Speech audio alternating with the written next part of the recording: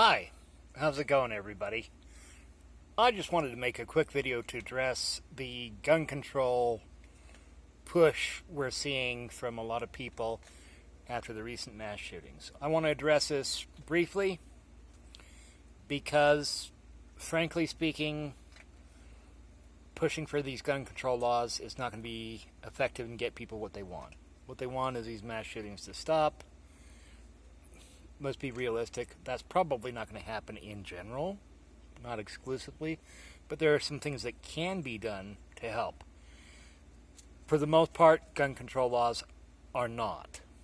And here's why. Aside from the fact that a good portion of the recent mass shootings, the guns were purchased legally, the biggest problem you have with gun control laws is they don't address private sales. And you're never going to get rid of private sales in the United States because guns have been around for ages. They're not going away. And even if you do ban private sales, then people are just going to sell them on the street illegally. And that will actually make things worse. So, that being said, what are some things we can do? Well, if you really want to go bark up the gun control law tree, you could have a federal licensing system where you get endorsements similar to a driver's license. You want a handgun, get an endorsement from it. Take some courses on basic handgun safety, basic firearm safety, things like that. Maybe even to the extremes of when you go to get your endorsement or license renewed, you have to provide receipts or whatnot for trigger locks, gun cabinets, things like that to keep those guns secured. That's only going to have a tiny, tiny impact on this issue, however.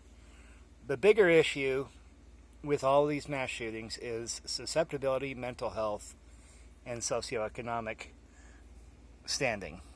That boner-inducing sex goddess, my wife sent you a message. Text message talking about pizza. So, long story short, you have a lot of these shooters have been susceptible to, shall we call it, inspiration from certain powerful figures. Some of them hold some of the key positions in the United States. And a lot of these people are already mentally unstable. That, taken into context of the overwhelming divisiveness that our country has come to, just shy of another civil war, really. That's not helping because people feel like they got to pick sides, and then they feel like they got to defend their side, and people who are less stable might take that to extremes. You also usually have socioeconomic pressures. I haven't seen any of these shooters coming from extremely wealthy families. I may be wrong, but I would dare say that a huge number of these mass shooters have come from poor families or middle-income families who've been put under a lot of pressure. We have socioeconomic pressures that are causing middle-income families to drop down to low-income families. We've got low-income families who are fighting desperately to not become homeless, transient families.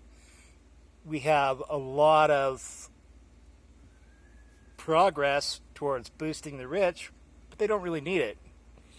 We have a pretty imbalanced system right now as far as how our health services, how our medical services, how our financial services are set up. We've got a lot of people wishing to destroy some of those. Those programs are going to help a lot of people that are borderline at risk of committing these types of atrocities.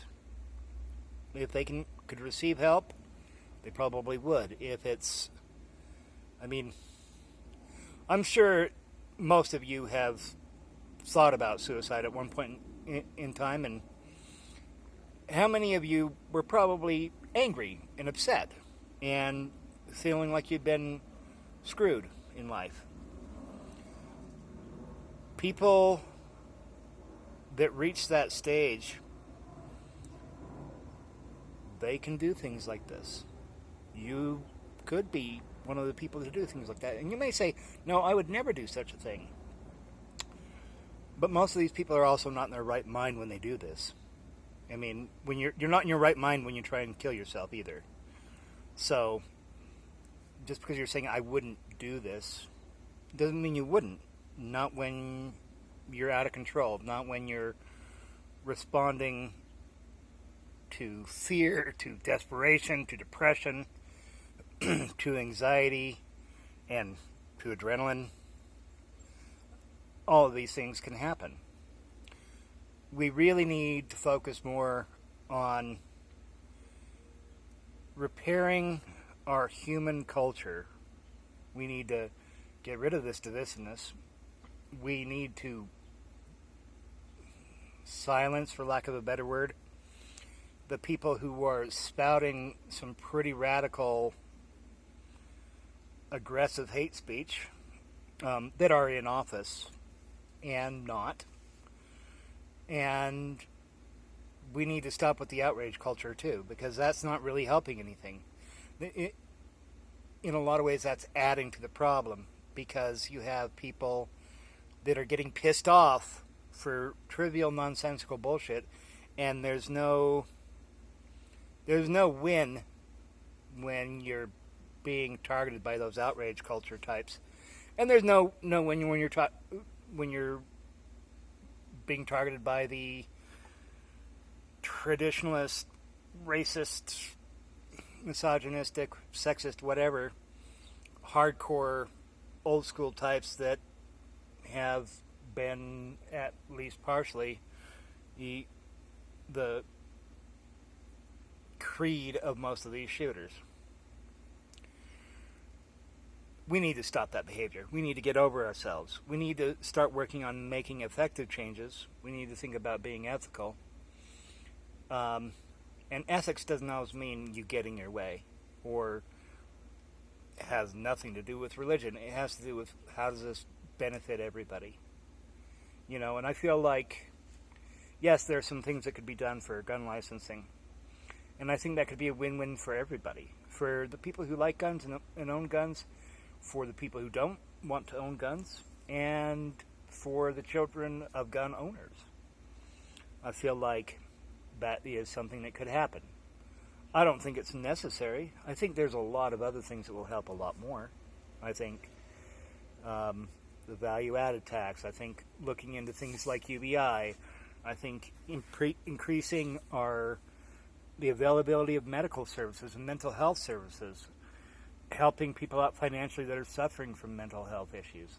Things like this. These are things that can improve our culture, our civilization, while at the same time reducing some of these problems. And about the biggest thing it would take is a few rich people maybe making a little bit less than the multiple millions they made last quarter.